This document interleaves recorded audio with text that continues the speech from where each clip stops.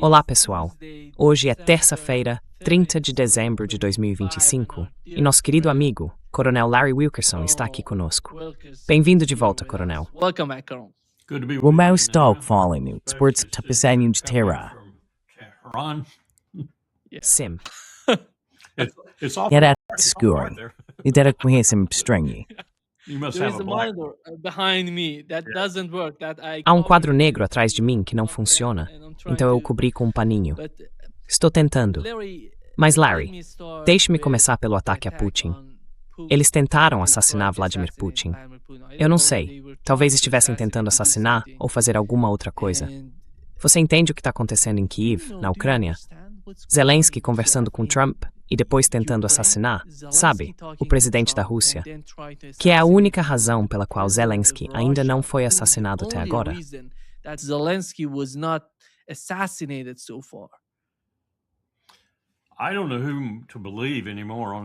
Eu já não sei mais em quem acreditar nesse tipo de coisa. Hoje de manhã, por exemplo, ouvi de alguns amigos, ex-colegas, que o Zelensky disse que a CIA atacou o porto da Venezuela e destruiu alguns armazéns de drogas ou algo assim. Aí ouço, não, você sabe melhor do que isso, Larry. Não foi a CIA.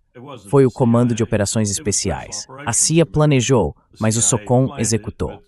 O que faz sentido para mim, porque é basicamente o que temos feito nos últimos 20 anos. Mas ninguém conseguiu me dar confiança real sobre o que atingimos. Talvez tenhamos atingido um armazém de drogas. Supostamente sim. Supostamente explodimos cocaína. Só fico me perguntando sobre cocaína estar em um porto venezuelano daquele lado do país.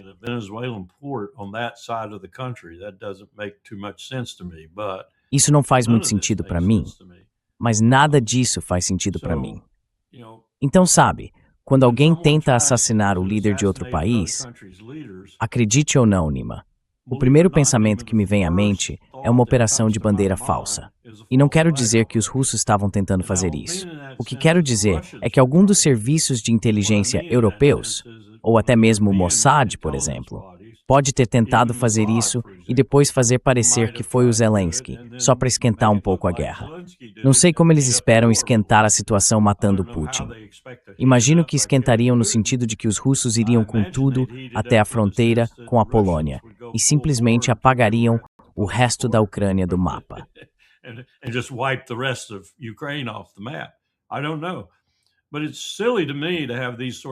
Eu não sei, mas me parece bobo ter esse tipo de coisa. Bem, bobo. Certamente não é produtivo que a liderança esteja fazendo isso, de qualquer lado. Europa, a OTAN em geral, Washington, Rússia, Ucrânia. Então quem está fazendo isso? Quem, por exemplo, está pilotando esses drones sobre petroleiros russos no Báltico? Quem está ameaçando fazer isso ou aquilo na Crimeia? São realmente as partes em guerra, Ucrânia, OTAN, Washington, Rússia, ou são outras pessoas se metendo nisso? Porque isso está acontecendo hoje. Está acontecendo no Irã, está acontecendo na Síria, no Cáucaso em geral, mas está acontecendo em todo lugar. E outro dia ouvi falar de algumas confusões acontecendo nas Filipinas.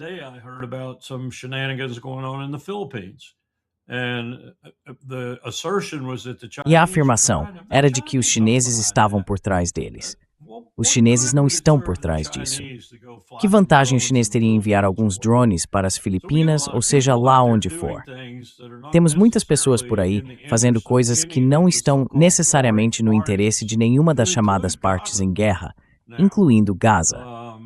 Agora, não sei como interpretar isso, a não ser que existam alguns atores externos tentando agir por benefício próprio ou porque sentem que a guerra não está indo na direção que desejam e querem fazê-la seguir nessa direção, ou querem alimentá-la, ou algo assim. Mas é assim que vejo uma tentativa de assassinar Putin. Agora, eu não duvidaria dos nazistas na Ucrânia.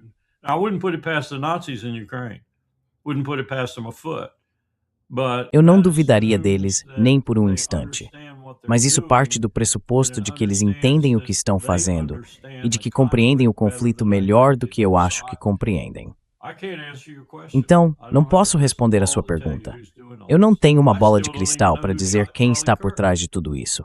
Ainda nem sei quem atirou em Charlie Kirk, e não acho que o FBI tenha a menor ideia também. Nem acredito que estejam conduzindo uma investigação de verdade. É só algo como, bem, pegamos alguém, parecia bom, pegamos, vamos levá-lo a julgamento. Não acho que tenham a pessoa certa. Não acho que estejam procurando. Então, onde estamos agora em relação a esse tipo de coisa? Estamos na terra do caos. É aí que estamos.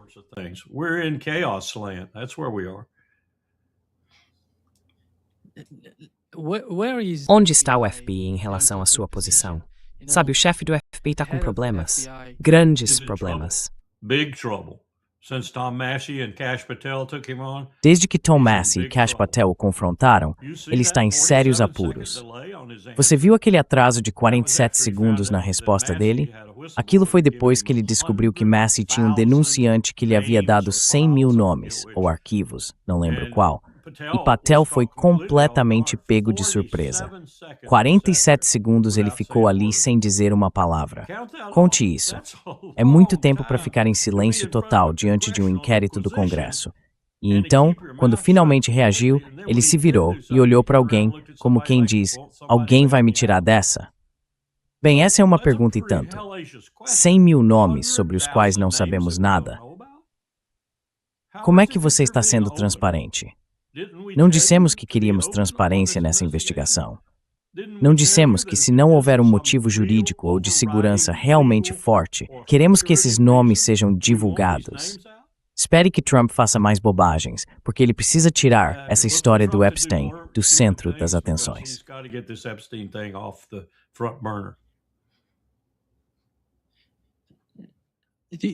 Você acha que, em relação ao FBI, quem está em vantagem?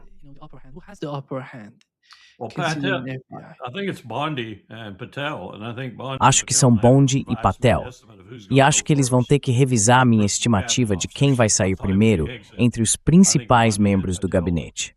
Eu achava que seria Hegseth, mas agora acho que Bondi e Patel estão com problemas. Não tenho tanta certeza de que aquela entrevista muito indireta, um tanto engenhosa e um tanto indecifrável que Susie Wiles deu ao cara da Vanity Fair, ou que foi publicada na Vanity Fair, não Tabro tem feita para despistar as pessoas. O que ela fez foi apenas intensificar o rastro.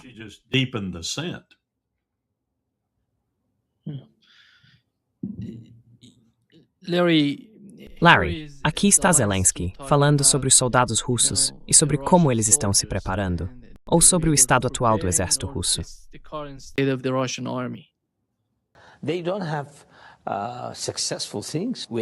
Eles não estão tendo muito sucesso. Precisamos entender que o número de soldados deles está diminuindo.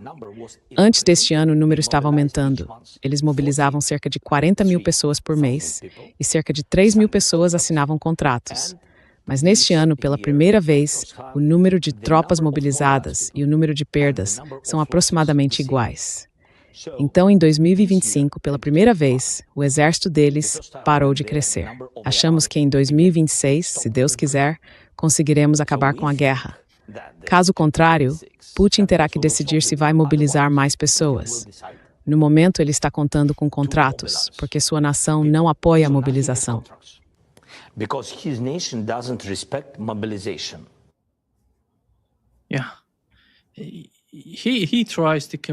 Sim, ele está tentando convencer o público americano, as pessoas nos Estados Unidos, a opinião pública, de que a Rússia não está em uma boa posição neste momento. Até que ponto o que ele está tentando fazer vai ser bem sucedido, considerando o público americano?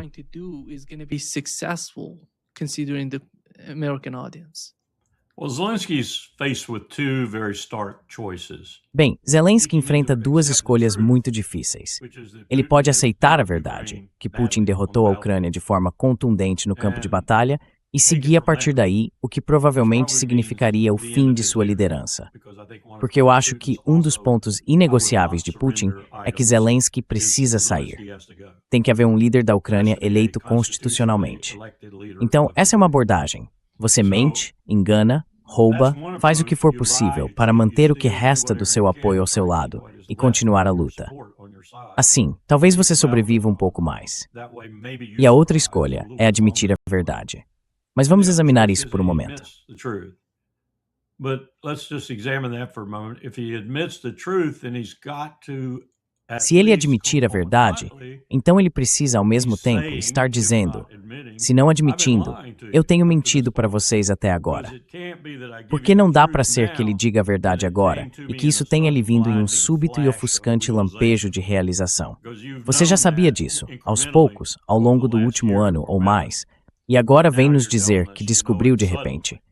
Então, nenhuma das opções é muito boa para ele.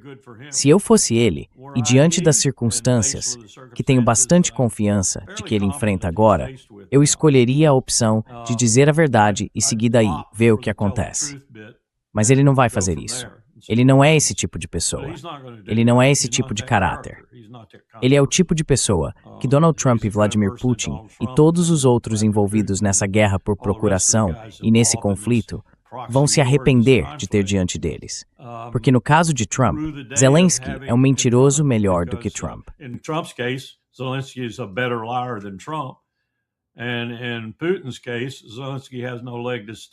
E no caso de Putin, Zelensky não tem base alguma, então ele não passa de um mentiroso. E mobilização, desculpe, já houve medidas de mobilização tomadas antes disso. Ele não está apenas contratando soldados. Isso faz parte. Mas há também uma parte que é mobilização.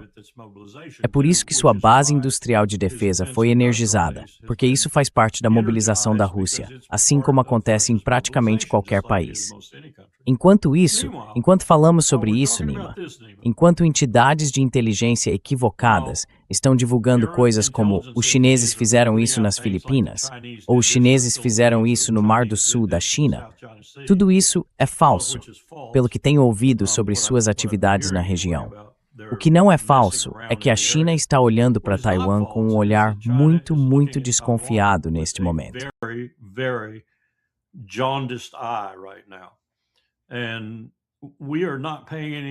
E não estamos prestando nenhuma atenção a isso.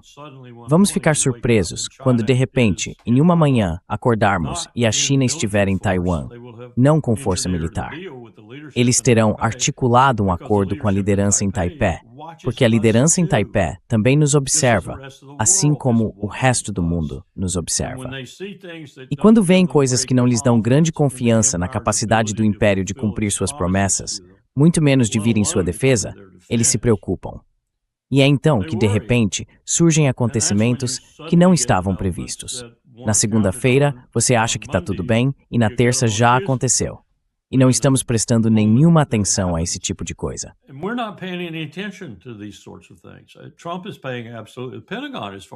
Trump não está prestando absolutamente nenhuma atenção. Bem, o Pentágono, pelo que posso perceber, não está prestando absolutamente nenhuma atenção ao que realmente está acontecendo no Mar do Sul da China neste momento. Em parte porque, veja onde estão nossos recursos. Como você combinaria seus recursos se de repente tivesse que lidar com a extremidade oriental do Mediterrâneo? Trump agora disse que vai lidar com o Irã novamente. Ele disse a Netanyahu que vai lidar com o Irã novamente. Netanyahu o convenceu de que o Irã reconstituiu, veja bem, seu programa nuclear. Ele nunca foi eliminado. Talvez tenha sido um pouco danificado, mas foi bem restaurado, e agora eles estão adotando mísseis modernos e assim por diante.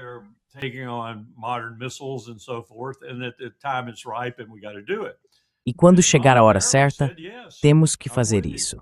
E Trump aparentemente disse, sim, estou com vocês. Quero dizer, ele saiu e disse à imprensa, sim, estou com vocês. Temos que atacar o Irã novamente.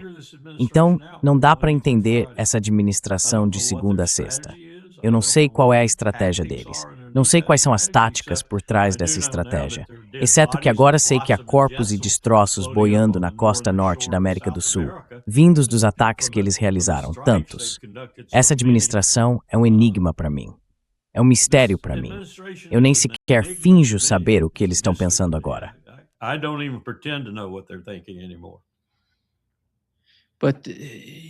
Mas quando você vê os ataques em solo venezuelano, você acha que isso vai escalar ou eles vão continuar com esse tipo de ataque?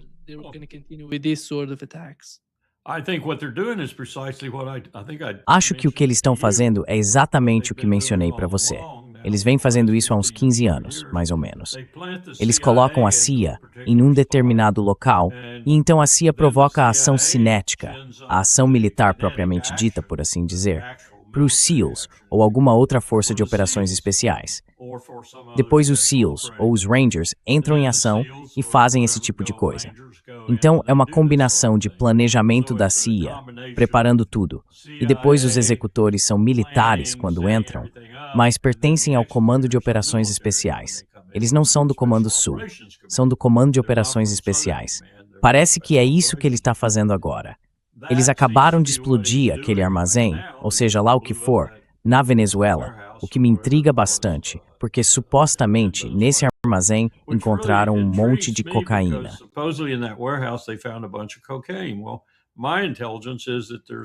Bem, a minha informação é que há muito pouca cocaína na Venezuela. Que a maior parte da cocaína, se estiver na Venezuela, está apenas de passagem. Ela atravessa rapidamente o país e não vai por mar. Segue por terra até a costa do Pacífico e então é recolhida e distribuída dessa forma. De qualquer modo, eu não sei o que eles estão fazendo. Não tenho ideia do que estão fazendo, mas é perigoso. Muito perigoso. E agora temos toda essa força militar posicionada ao largo das costas da Venezuela. E não temos presença estratégica significativa, nem capacidade operacional em muitas das regiões que há 2 anos dissemos ser absolutamente essenciais. Ter navios anfíbios, uma unidade expedicionária de fuzileiros navais, ou mesmo um grupo anfíbio de fuzileiros, um porta-aviões por perto com escoltas, um grupo de ataque de porta-aviões.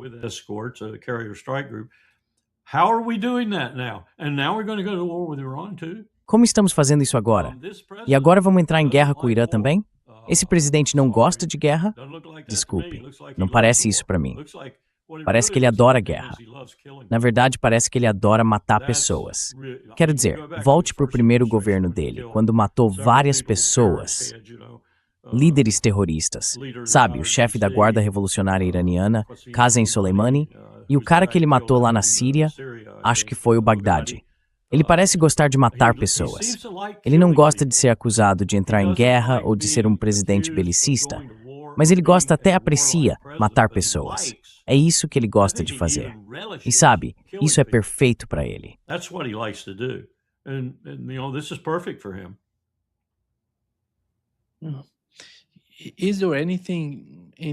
Há algo no Trump 2.0 que você diria ser diferente do que era antes, durante o primeiro governo? Estou falando do Trump 1.0. Ou estamos de alguma forma chegando às mesmas condições, já que a guerra na Ucrânia não está mudando muito? Ele continua falando sobre isso, mas até agora não há resultado. China, é com você, vá em frente. China, Iran, go ahead. Acho que é diferente. Do meu ponto de vista, observando isso aqui todos os dias, acho que ele se tornou mais absurdo, mais aberrante, mais propenso a fazer coisas totalmente contraditórias dentro do mesmo período de 24 horas.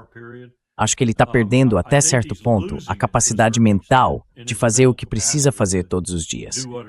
E às vezes, quando o vejo, parece que ele foi estimulado. Então, o que ele está tomando? Que remédios ele está tomando para passar de alguém que parece um velho muito rígido, quase apático, para de repente estar bem atento e falando com clareza?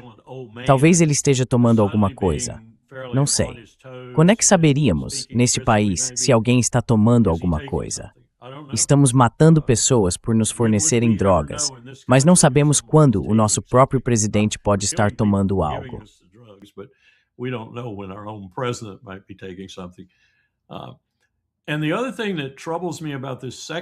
A outra coisa que me preocupa nesta segunda vez, Nima, é que há uma coincidência se aproximando com um colapso econômico, algo que nenhum americano vivo hoje já presenciou.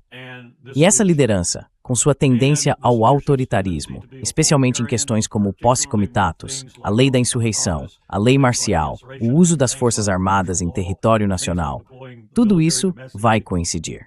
Teremos uma situação econômica neste país que provavelmente será a pior desde o final do século XIX, talvez até pior do que em 1932 ou 33.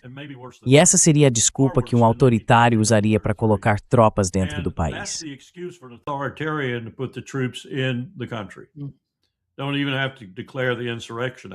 Você nem precisa declarar a lei da insurreição. é apenas lei marcial para impedir que as pessoas façam o tipo de coisa que fazem quando estão quebradas, sem dinheiro e sem perspectivas para o futuro.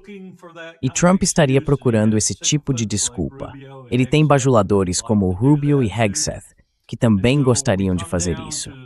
Então chegamos ao ponto em que talvez eles se saiam muito mal nas eleições de meio de mandato, ou talvez consigam escapar por pouco. E então, essa crise chega. Pode acontecer antes das eleições, mas suspeito que vai acontecer depois delas. O que fazemos então, quando não temos nenhum controle legislativo sobre ele? Um controle muito limitado, se tivermos. Os republicanos estão começando a despertar, até certo ponto.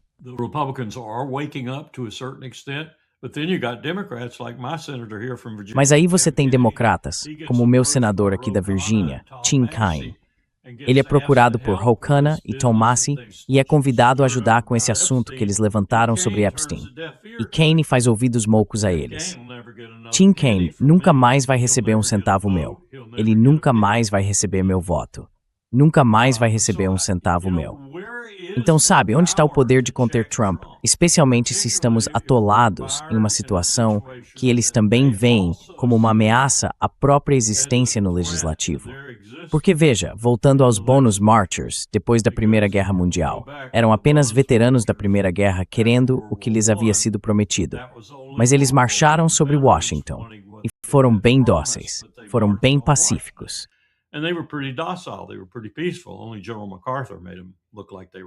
Só o general MacArthur fez com que parecessem agressivos, um ato muito estúpido da parte de MacArthur em relação a Roosevelt. Mas neste caso, a desculpa vai ser muito maior, eu acho, porque isso vai se tornar uma crise que afeta o país inteiro. As únicas pessoas que essencialmente não serão afetadas, e talvez uma ou duas delas até sejam, mas a maioria são os bilionários. Todo o resto vai ser impactado por essa crise. Então, isso é uma música perfeita para Trump, especialmente um Trump desestabilizado, envelhecendo, que tem ao seu redor pessoas como Tom Cotton, Lindsey Graham, Josh Hawley e outros, aparentemente até Tim Kaine, que estão interessados em controlar tudo ao máximo e vão relaxar as restrições e leis constitucionais para conseguir isso.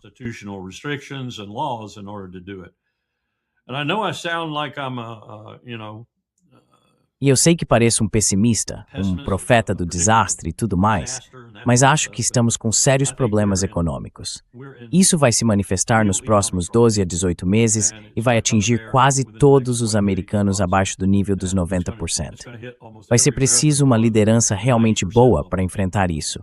Um trabalho de gabinete incrível, boa governança, tudo isso. E nós não temos isso. Simplesmente não temos. Além disso, olhe para todo o resto que eles estão fazendo, como esses ataques no Caribe, e você sabe, o Haaretz desta manhã. Aqui está a manchete da versão online. O apoio de Trump a Netanyahu é uma tática que oferece pouca clareza para Gaza no pós-guerra.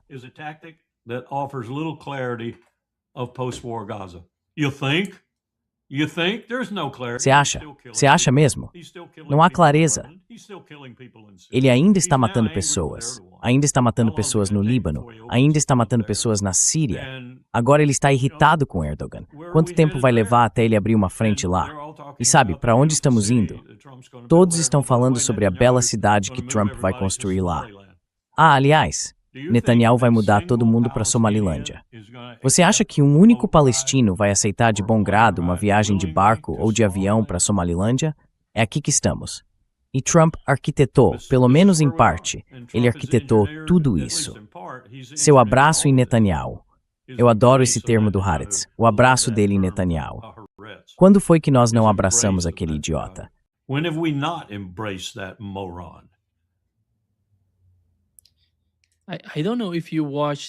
Não sei se você assiste aquele cara que costumava ser o ex-porta-voz das Forças de Defesa de Israel.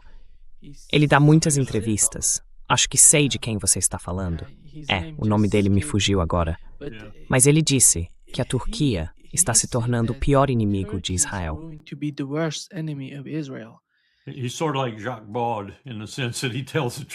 Ele é meio parecido com o Jacques Bode, no sentido de que ele diz a verdade. Aliás, alguém me disse ontem de Lucerna, ou acho que era Lucerna, alguém com quem eu lidava quando estava no Departamento de Estado, que a Suíça está morrendo de medo de dar um passaporte ao Jacques Bode, ou de deixá-lo voltar ao país, ou de enfrentar a União Europeia, ou seja lá o que for. Eu perguntei por que a Suíça tem medo disso. Você não entende. Tá bom, eu não entendo. Um paizinho escondido unês, atrás de suas montanhas, como a Arsta da Quart. Little pipsqueak hiding behind its mountains with a gun in every bedroom. Yeah, it's a Erasmus de Slingwood. Eles não querem perturbá-lo. Yeah. O que estão fazendo com o Jacques Bode é inacreditável. Conversei com ele ontem e a situação está piorando. And the situation is getting worse. Yeah. Larry. That's what I heard. Foi isso que eu ouvi também. Disseram que ele nem pode ir ao supermercado sem ter um acompanhante. I was told. If anybody tries to help him and Se alguém tentar ajudá-lo, tentar comprar algo para ele, nem vai conseguir comprar as coisas e enviar para ele. Porque é inacreditável, sabe, o que a Europa está tentando fazer com Jacques Bode. Que é, it's unbelievable, what Europe is trying to do to Jacques Bode, I don't think it's Não acho que seja a Europa. Acho que é a liderança da UNWA e certos líderes nacionais, especialmente Starmer. Starmer se transformou no que eu chamaria de um Hitler em potencial, especialmente quando se trata dos direitos civis das pessoas. Ele simplesmente não tolera nada. Vi esta manhã que o jovem príncipe e o rei tiveram uma discussão. Gostaria muito de saber do que se tratava, porque sempre achei que Charles é um retrocesso a Henrique Waits. Sem o poder, sem a coragem, sem a ousadia, sem ciência. Careless and had to aquo sing. Charles is a throwback to 400 or 500 years ago. Yeah. The role of the United Kingdom is o papel do Reino Unido não é positivo. Na Ucrânia e no Oriente Médio, eles estão tentando, pelo menos no caso do Oriente Médio, fingir de alguma forma que são contra o que Israel está fazendo. Mas sabemos que nos bastidores eles estão fazendo de tudo. Disseram-me que eles ainda estão realizando esses voos de recolhimento e compartilhando as informações de inteligência israelenses. Israelis.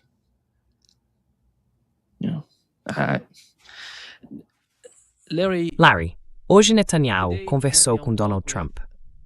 Você mencionou que Trump estava falando sobre o programa de mísseis balísticos do Irã. Ele concorda que Israel pode atacar o programa de mísseis no Irã e disse que, quando se trata do programa nuclear, tudo vai acontecer rapidamente. Ele realmente quer que Netanyahu ataque o Irã. Até que ponto o que ele disse hoje, tanto durante quanto depois da reunião, está relacionado à sua posição nas eleições de meio de mandato, por exemplo, ou ao que está acontecendo internamente nos Estados Unidos e em Israel?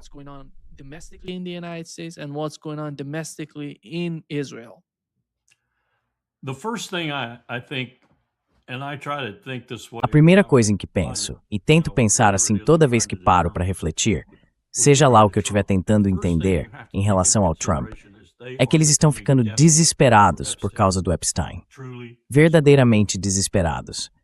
Eles não sabem como lidar com isso. E sabem, alguns deles sabem muito bem, o quanto estão profundamente envolvidos nisso. Acho que foi em 27, ou 28, ou 29 por aí. Sei que estou perto. Pessoas cujos nomes você conheceria, cujos nomes eu conheceria, estão envolvidas. E está bem dividido. Ele continua tentando afirmar que são todos democratas. É o Bill Clinton, ele diz. Mas não é. Está bem equilibrado dos dois lados do espectro político.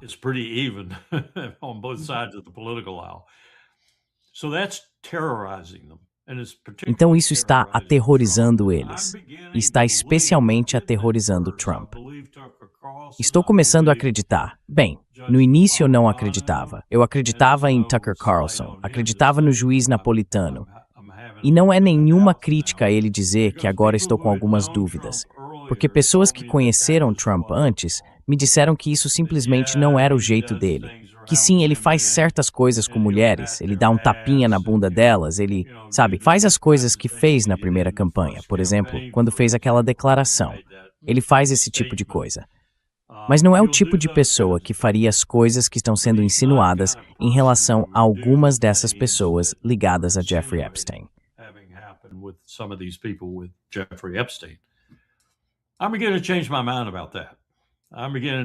Estou começando a mudar de ideia sobre isso.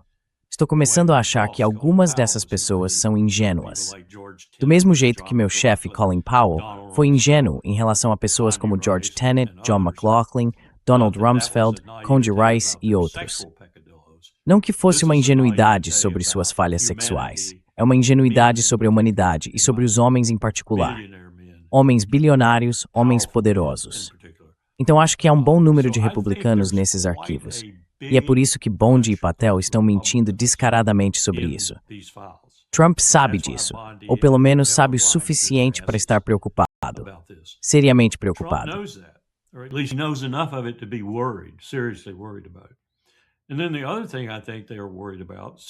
E então, a outra coisa com a qual acho que eles estão preocupados, seriamente preocupados, porque Scott Bessent também não é tolo, são os relatórios que ele provavelmente está apresentando a eles, como mencionei antes, sobre o estado precário das nossas finanças.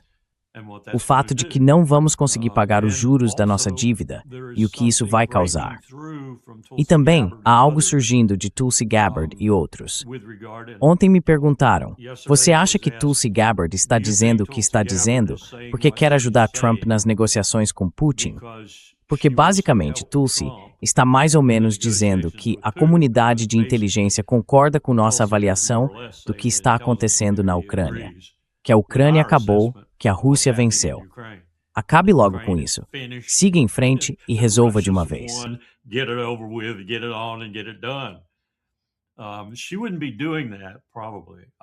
Ela provavelmente não estaria fazendo isso. Acho que não. Talvez ela tenha encontrado alguma coragem. Talvez. Mas não acho que ela faria isso, a menos que Trump tivesse pedido para que ela tornasse a inteligência o mais poderosa possível, no sentido de ajudá-lo a sair dessa confusão na Ucrânia.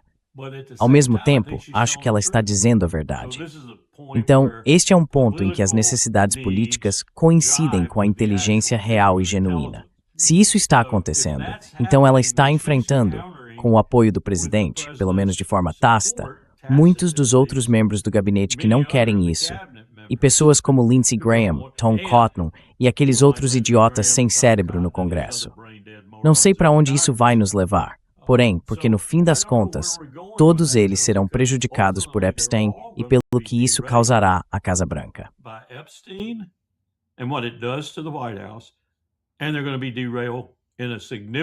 E eles serão prejudicados de forma significativa e duradoura por essa crise econômica. Então acho que é impossível prever como isso vai se desenrolar. Uma pessoa me disse outro dia, sabe, quantas vezes na história você acha que já houve uma crise da natureza da que os Estados Unidos enfrentam hoje, coincidindo com uma liderança totalmente incompetente? Eu respondi, bem, se você está me perguntando sobre os Estados Unidos, acho que isso nunca aconteceu. Não nas proporções em que está acontecendo agora. Você poderia argumentar que tivemos algo parecido em 1860, até que Abraham Lincoln fez o juramento de posse, e então passamos a ter uma liderança competente. É difícil até encontrar um exemplo na história antiga. Sabe, as pessoas falam de Nero. Bem, volte e olhe para o Império Romano do Ocidente. Nero pode até ter tocado enquanto algo queimava. Na verdade, nem tenho certeza se isso é verdade.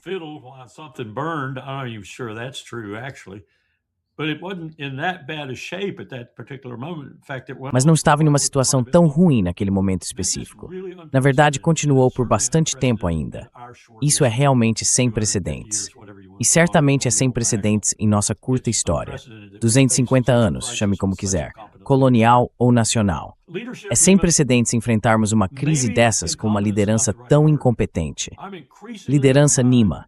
Talvez incompetência não seja a palavra certa.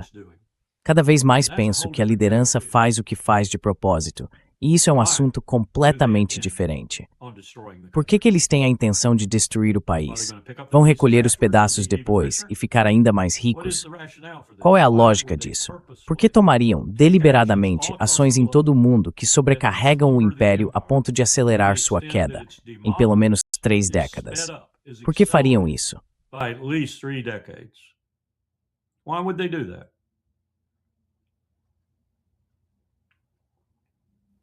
Yeah, good question, I think. Sim, boa pergunta. Larry, você acha, vamos supor, vamos ser um pouco otimistas em relação ao que está acontecendo com o caso da Ucrânia? Se eles conseguirem encerrar o conflito na Ucrânia, algum tipo de acordo de paz, você acha que o complexo militar industrial substituiria a guerra na Ucrânia por algum outro conflito? Absolutamente. Absolutely. They're just salivating at the prospect of China. Eles estão praticamente salivando com a perspectiva da China. Salivando. Eles prefeririam muito mais que fosse a China do que a Rússia, porque sentem que a Rússia já chegou a uma certa equivalência até certo ponto. Eles ainda não foram testados. Os chineses não foram testados. Há muita gente, aquele idiota, não vou dizer o nome, aquele general de 3 estrelas que vive discursando sobre a China, eles não foram testados da mesma forma que a Rússia foi. A base industrial da Rússia provou seu valor. A da China, não. A da China é, digamos, teórica, até certo ponto. Eu não acho que seja. Pessoalmente, não acho que seja apenas teórica.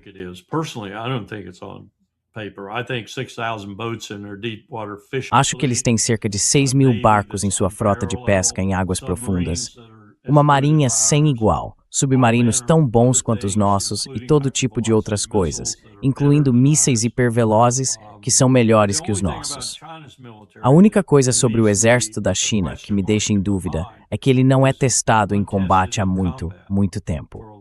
A última vez que tiveram algum tipo de conflito foi com o Vietnã, em 1979, se não me engano. E eles meio que se meteram em encrenca. Bem, você sabe, o Vietnã tinha um exército experiente em batalha. Nem me fale. Os chineses meio que levaram a pior quando fizeram aquela incursão no Vietnã.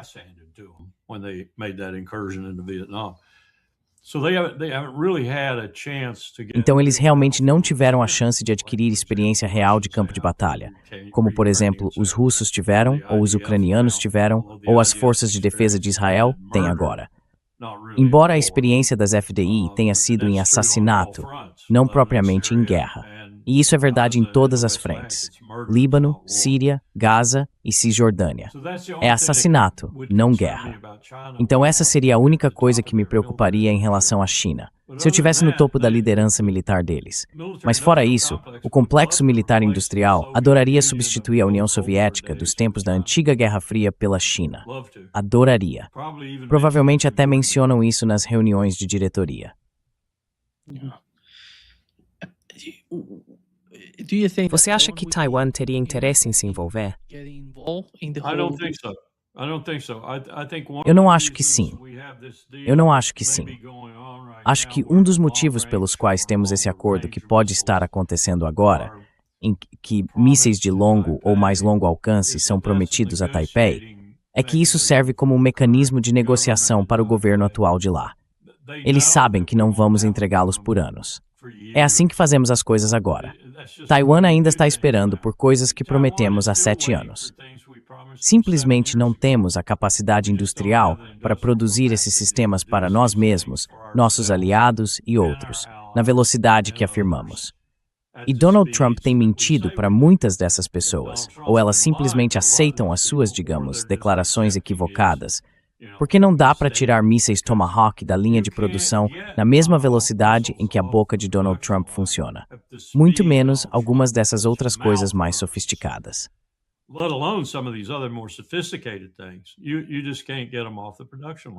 Simplesmente não dá para tirá-los da linha de produção. Praticamente, a única coisa que conseguimos produzir, se quiser chamar assim, é todos aqueles tanques que compramos da fábrica de Lima, em Ohio, porque a linha ia ficar parada. Então o Congresso comprou mais, acho que foram mais 4.000 tanques M1 Abrams, e os guardaram em algum lugar nas montanhas. Mas até que ponto eles são realmente relevantes? A menos que você os leve para a Ucrânia, faça os ajustes necessários e todo o resto, e depois treine as tripulações não para procurar armas antitanque inimigas, mas sim drones. Então, Nima, nós não conseguimos produzir muita coisa, e mesmo que conseguimos, não conseguimos fazer rápido. Mas o complexo militar industrial adoraria mudar isso. Eles adorariam mudar isso. Adorariam voltar a construir coisas por todo o país e colocar tudo em marcha de novo, no estilo da Segunda Guerra Mundial. E quanto à Venezuela e ao Irã, o que dizer desses dois casos? Acho que vamos levar uma surra no Irã. Acho que Israel vai acabar recebendo seu próprio Estado em um caixão pelas mãos do Irã. A Venezuela é outro assunto, porque não acho que sejamos tolos o bastante para colocar grandes forças em terra no continente sul-americano. Aqui vai uma proposta para você, Nima. Simão Bolívar foi há muito tempo. Se quisermos criar um novo Simão Bolívar, pergunte ao Lula se ele aceitaria o cargo. Se quisermos que isso aconteça, é só continuar fazendo o que estamos fazendo. É só continuar fazendo o que estamos fazendo. A América do Sul tem muita gente, tem muitos países.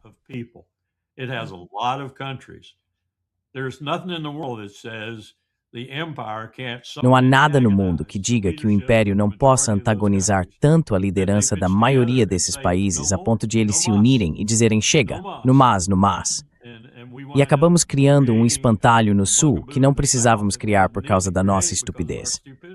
Parecemos achar que o resto do mundo ainda é tão inferior a nós quanto era durante a maior parte da Guerra Fria. Não é. Não é. Agora, há muitos problemas, e alguns desses problemas nós mesmos impusemos a eles, o que os faz nos odiar ainda mais, como a mudança climática, por exemplo, em que eles quase não contribuíram para as emissões, enquanto nós contribuímos massivamente, e são eles que estão pagando por isso.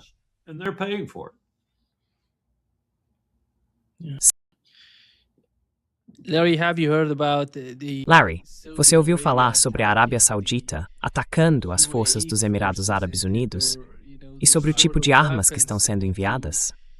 Eu nunca imaginei que pudesse haver qualquer tipo de conflito entre os Emirados Árabes Unidos e a Arábia Saudita.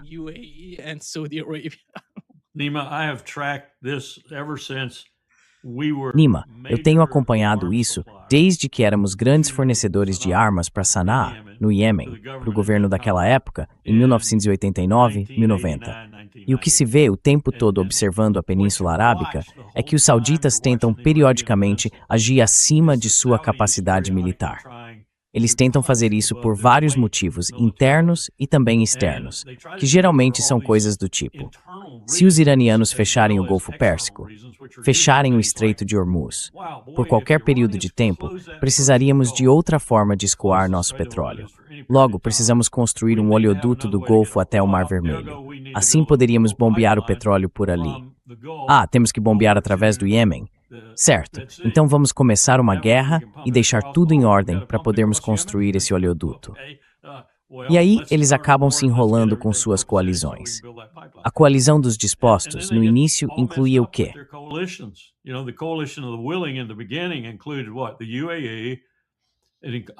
Os Emirados Árabes Unidos. Acho que até incluíam o Egito, se bem me lembro. E a Arábia Saudita, além de alguns daqueles outros pequenos países. E então eles se desentenderam. A pequena Esparta foi a primeira a se afastar e começou suas próprias campanhas. Estamos vendo a mesma coisa acontecer de novo. Não acho que a liderança do Conselho de Cooperação do Golfo, e esse foi um problema que identificamos no Comando do Pacífico, lá atrás, quando o CCG foi formado, possa ser confiável, porque eles brigam entre si antes de enfrentar qualquer inimigo. E é verdade, os sauditas não são exceção. Eles são os menos propensos a agir de forma precipitada, porque sabem o quão ruim é o exército que têm. E não estou falando apenas das Forças Armadas regulares, que são realmente ruins. Estou falando também da Guarda Nacional, que na verdade é uma força de segurança real de proteção e deveria ser de primeira linha. Mas não é.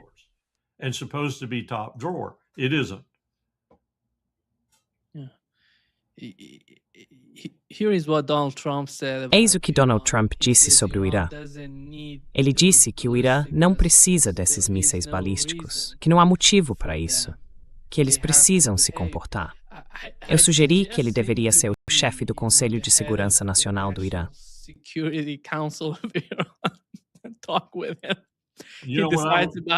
Ele decide o que quer. Se eu fosse o Bibi e estivesse na sala quando ele disse isso, eu teria ficado coçando para dizer: eles precisam dela, senhor presidente, por minha causa. E em segundo lugar, por causa de todas aquelas pessoas do outro lado do Golfo, como a Arábia Saudita, mas principalmente por minha causa. Sabe o que o ministro das Relações Exteriores de Omã disse? A verdadeira ameaça no Golfo sou eu. É por isso que eles precisam delas. Agora você entende porque temos que atacá-los e tomá-los.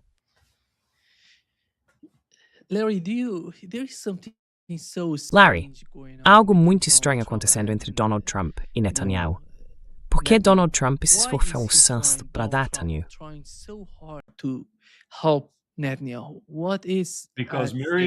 Porque Miriam Adelson tem a mão entre as pernas de Donald Trump e está apertando. E toda vez que ela lhe dá mais 100 milhões de dólares, esse aperto fica mais forte. Mas essas pessoas apenas apoiam o Netanyahu, Larry. Elas são a favor apenas do Netanyahu e daquela parte do governo, aquele setor dos partidos políticos em Israel?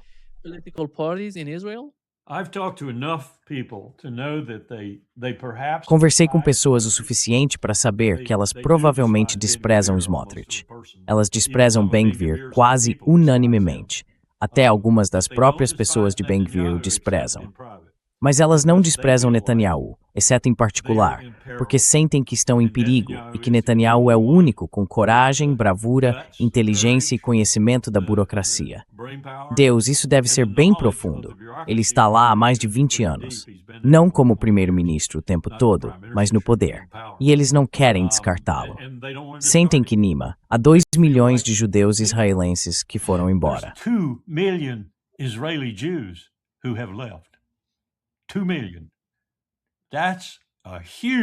2 milhões.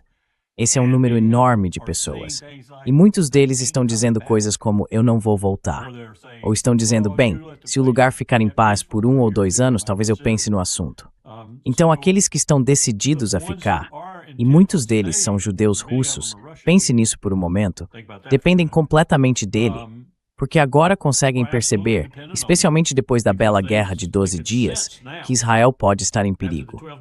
Então, Netanyahu, eles não vão abandoná-lo. Se houvesse eleições amanhã, acho que o elegeriam novamente.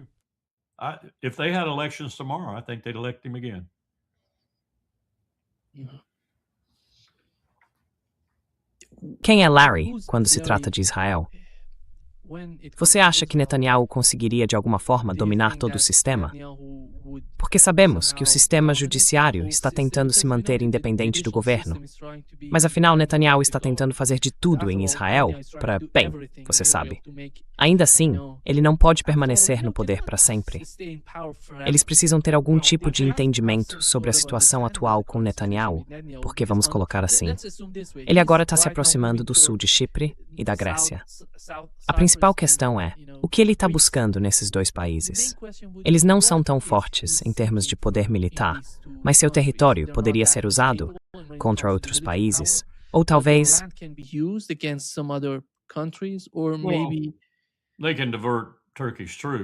Eles podem desviar as tropas turcas se a Turquia sentir que há alguma ameaça, ou até mesmo apenas problemas políticos.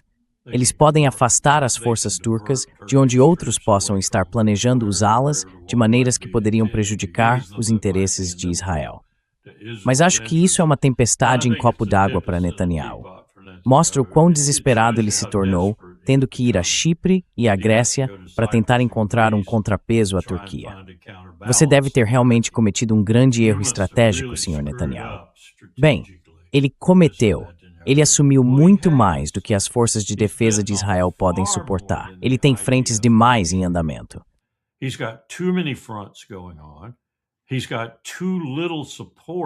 Ele tem apoio demais insuficiente para administrar tudo. Mesmo 2 ou 3 desses fronts, quanto mais os 5 que ele abriu, e agora possivelmente um 6º na Somalilândia. Ele simplesmente não consegue lidar com tudo isso. Então está ficando difícil até para ele, por mais hábil que seja na burocracia de Israel, se manter à tona. E o único motivo, como eu disse, pelo qual ele conseguiu se manter, é porque não há ninguém à espera nos bastidores. Sabe, você olha para pessoas como Yoav Gallant ou alguns desses outros que têm aspirações de substituí-lo. O povo israelense sabe que essas pessoas nem chegam perto do nível dele quando se trata de lidar com a infinidade de problemas que ele mesmo criou.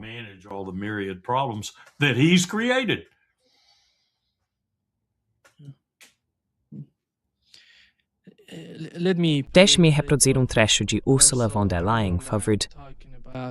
Ah, minha mulher favorita. Aqui está a Gladice, Larry.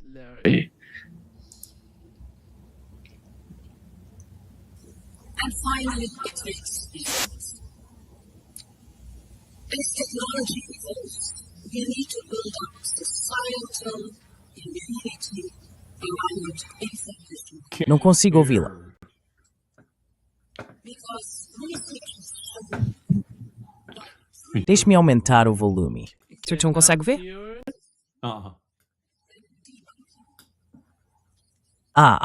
Você consegue ouvir, Larry? Eu só estou lendo as legendas. Can you hear it, Larry? I'm reading the subscripts. instead of treating infection with a distinct cold, Yeah. it is much better to vaccinate so that Ela tá falando de pessoas com camalde? Is she talking about people like Jack Bogg? Yeah, exactly. Let me just sum it up. Sim, exatamente. Deixe-me resumir para você. Ele está falando não de desmentir a informação, mas de prebuncar, ou seja, se antecipar a ela, entende? Ela argumenta que a sociedade na Europa, em especial, está contaminada por desinformação e fake news, e que precisamos reagir contra isso. Sim, acredito que ela esteja falando de pessoas como Jack Bull. I would believe that she's talking about people like Jack Bull. Sim. Quem são? Há 3 ou 4 outros. Sim, há mais 3 ou 4 também. They're preparing the ground to go Eles estão after preparando o terreno para ir atrás de outras pessoas na Europa. I see that coming. Sim, eu vejo isso chegando. How- E como isso é? Por que eles precisam disso neste momento específico? Eles sabem que o caso da Ucrânia não vai a lugar nenhum para a Europa. Nowhere for Europe. This is the ultimate outcome of Este é o resultado final das pessoas que construíram um aparato supostamente para supervisionar toda a Europa e manter suas tendências democráticas. Não fez nada disso. Colocou-se acima de toda a Europa, a ponto de chegar até um fazendeiro francês na região da Dordogne e dizer: "Você me deve $14 por este imposto da UERE sobre os cascos das suas ovelhas." Mas isso não é manter a democracia, porque quando dizem que você deve esses $14 e você não paga, você vai para a cadeia. É uma organização draconiana, é autoritária. E é por isso que há pessoas de diferentes países querendo ser membros do Parlamento Europeu, porque sentem que em seu próprio país não têm muito poder, mas se tornam muito poderosas quando vão a Bruxelas. They're not very powerful, but they're very powerful when they go to Brussels. It's an anathema. It just not É uma what it's anátema. supposed to be. Simplesmente não é o que deveria ser. Uma instituição, um chapéu sobre a Europa, que não apenas trouxe viagens sem visto, uma moeda comum e outras coisas boas, mas também se mantinha fora dos assuntos das pessoas no que dizia respeito ao que a democracia deveria ser. O povo, demos.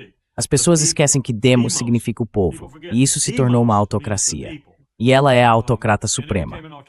Quero ditar a todos: se você disser que o céu está vermelho pela manhã e eu disser que está azul, vou colocá-lo na prisão por dizer que está vermelho, porque está azul. Eu realmente não me importo com a cor que ele realmente tem. Isso vem acontecendo nos últimos 20 anos. Eles se tornaram cada vez mais autocráticos e menos democráticos.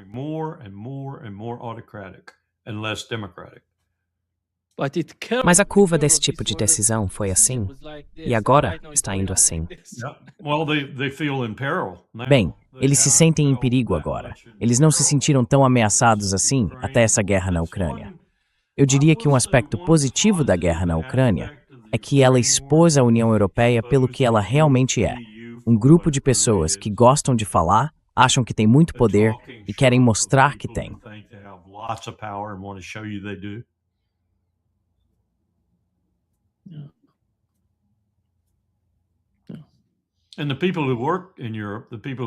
E as pessoas que trabalham na Europa, as pessoas que fazem o trabalho todos os dias, 24 horas por dia, 7 dias por semana, os alemães, os franceses, os suíços, os finlandeses, acho que eles também não gostam disso.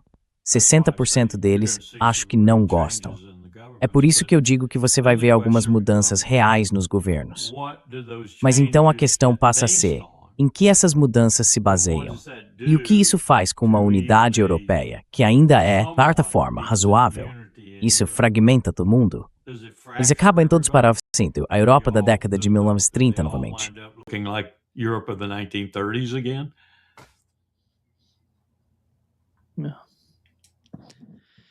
Isso talvez não fosse ruim se todos fossem democracias bem administradas. Na minha opinião, é um processo de aprendizado para as pessoas na Europa. Mas elas estão chegando ao ponto em que esse sistema não está funcionando para elas. Está funcionando para a liderança na Europa. E supostamente muitas dessas coisas que eu estava mencionando como vantagens, como em 1988, quando fui da Alemanha para a França, eu precisei tirar um visto e isso levou 10 horas.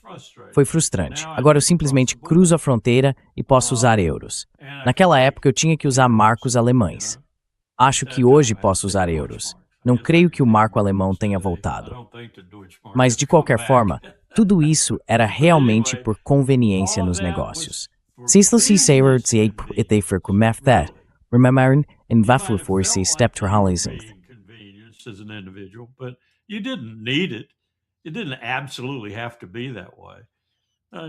Não precisava necessariamente ser assim.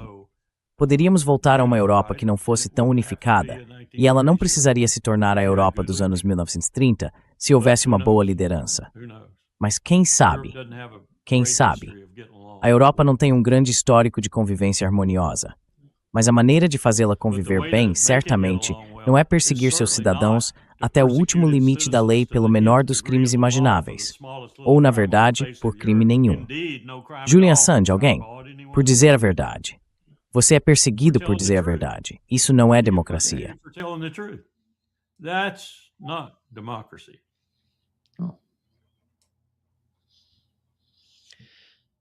Marais pobre Larry, falar conosco hoje. É sempre um grande prazer.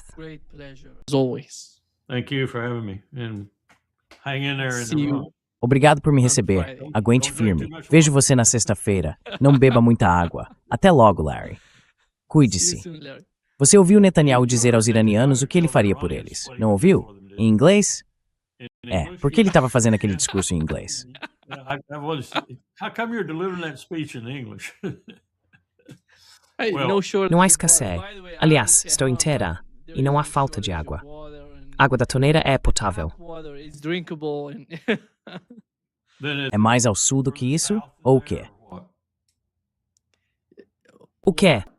Is it É mais ao sul, onde a seca está tão severa, então. then or yeah, it's literally to the Sim, fica eastern literalmente part na of the parte country. leste do So we país. have two Sabe, temos deserts 2 desertos lá, e a and parte the leste eastern está part is sofrendo com suffering esse from tipo de this sort of seca. drought, yeah. É, certo, But, é. Eles estão tentando fazer dessa they're trying salinização, to sabe? do Mas isso leva tempo. desalination, you know, but it takes Bibi- time to all do you that. need to do is just let BB Tudo que você in. precisa fazer é simplesmente deixar o Bibi entrar. Ele disse, deixa eu entrar. Ele vai resolver isso. Nota de rodapé. Enquanto eu conserto sua água, também vou consertar seus mísseis e seu governo. Yeah. É, ele quer que seja nova Síria. Syria. Yeah. É, bem, se cuida, fique seguro, cuida, Larry. Tchau. Bye-bye. Bye bye.